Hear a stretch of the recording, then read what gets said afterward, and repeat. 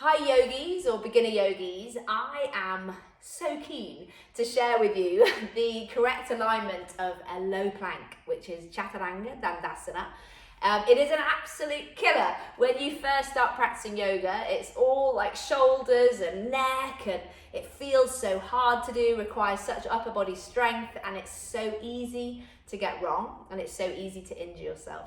So it's something I'm super passionate about. I really want to make sure that now with so many of us practicing at home that we get the correct alignment, and it's really easy to show you. So that's what I'm going to do. So come onto your mat, and if you happen to have two blocks, then I would love you to use them. Now, in all likelihood you don't. Why would you have two blocks at home? But if you do, incredible. If you don't, perhaps you've got two big fat books.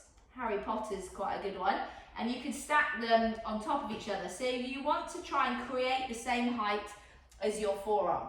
That's what you're trying to do. Now, blocks tend to be about that height. Mine are actually slightly lower, but that's okay. I'm just using it to demonstrate. So first of all, I just want you to come into a tabletop position. So your hips should be directly over your knees, and your wrists, your shoulders are directly over your wrists. So spread the fingers nice and wide, your hasta bandha. Feel the energy coming up through your hands. And then I don't want you to hammock in your spine. This is quite easy, particularly for women to do. If you look at me now, I look a bit like a cow, and that is a pose. But right now, I want you to have a lovely flat back. So scoop the tailbone under, engage the lower belly, draw it in. And then rather than looking back, I want you to look straight down and feel the crown of your head lengthen forward. And you're going to draw the shoulders back. So just feel that in your practice now. Your shins are pressing into the earth, hands, every finger, every knuckle rooted down. So strong in your core, and you're a nice flat back. So tabletop position. From here, I just want you to work your hands forward, a few hand distance. Perhaps you can just dust the block with the middle of your fingers if you have that or your book. And then bring your body weight forward, so shoulders are over the wrists. Take your legs back, and I just want you to practice lifting your kneecaps up off the mat.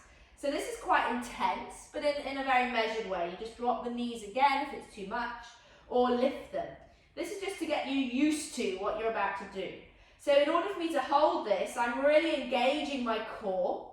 I'm drawing the muscles in of my thighs, engaging my glutes, so strong, length of the head, crown going forward. And then I just lower the knees down and sit back. Why not curl the toes under and give your feet a little massage while we're waiting and just taking a little rest. So take a big breath in here and a lovely long sigh. And then we'll just come forward again. This time we're going to use our blocks. So the fingertips dust the back of your blocks or your books. Remember, the hands are wide on the mat. Bring the shoulders forward so they're over your wrists. Now to start with, keep the knees down on the earth. So I thoroughly recommend knees being on the earth while you lower from your high plank to your low plank. So here we are. You're not going to go back. You're going to bring your body weight forward. As you come forward, you're going to lower just to the point that your shoulders are level with your elbows. Now, if I lower to my blocks, they're actually slightly lower, but you get the idea that now my wrist should be directly underneath my elbows, and I'm forward. And I'm just resting here because the blocks or the books are supporting me. My stomach is engaged, and this is Chaturanga Dandasana. From here, you can just sort of drop your hips slightly and lift your chest, coming into a baby cobra. Uncurl the tops of the feet and press the tops of the feet onto the mat so the kneecaps lift. And here we are, drawing the elbows back, lovely space in the neck, pressing the feet down. And then lower the knees, push back, come into your child's pose this time. Just dropping the hips, feeling them melt over your heels. You can rest your forehead down. So this is it, lovely place of rest. Perhaps you can't hear me so well underneath my armpits, but you get the idea. Anyway, bring yourself forward, coming up again. And this time I'll demonstrate without using my knees. So hands are behind the blocks of the books. You're going to lift up. So you're in your high plank.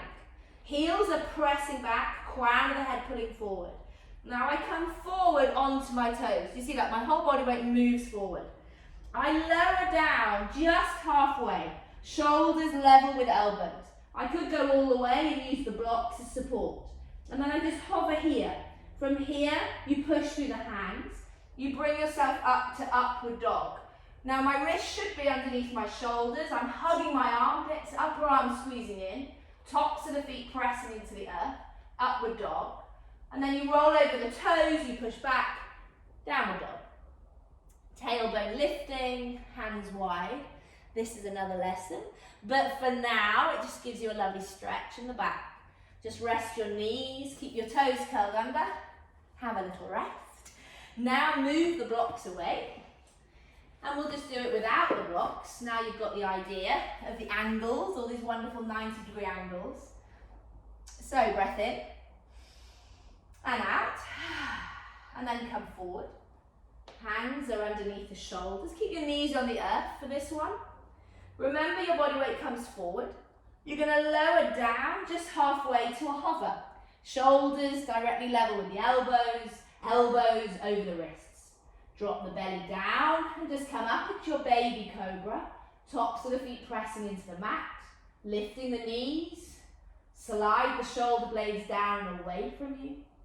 And then curl the toes, push back. And just come to sit on your heels in a hero pose. And just rest. So that's the lovely supported low plank with the knees down. Now we'll try it without the knees. So just see, this is what you'll be working towards over time, or maybe you're already there, but you just want to know how to do it so you don't injure yourself. So here we go. This is for you. So place your hands on the mat, spread them nice and wide. Draw the heels back. So you're creating this lovely long line of energy, so important.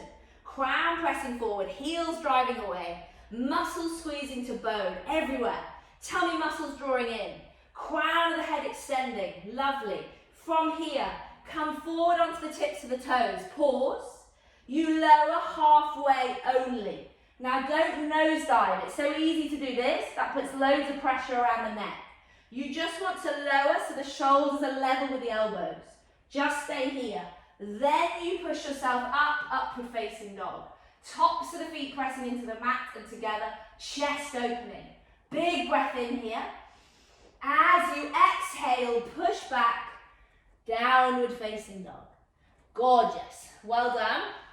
I'll demonstrate again. Hopefully you saw the little nosedive demonstration that you're trying to avoid.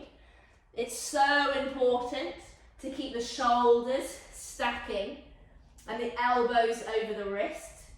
So from here, inhale, come forward onto the toes, lower halfway, shoulders level with elbows, elbows over wrists, push forward, rise up, upward facing dog, chin in, it's easy to stick it out, draw it in slightly and then take the gaze up, and then push back, downward facing dog.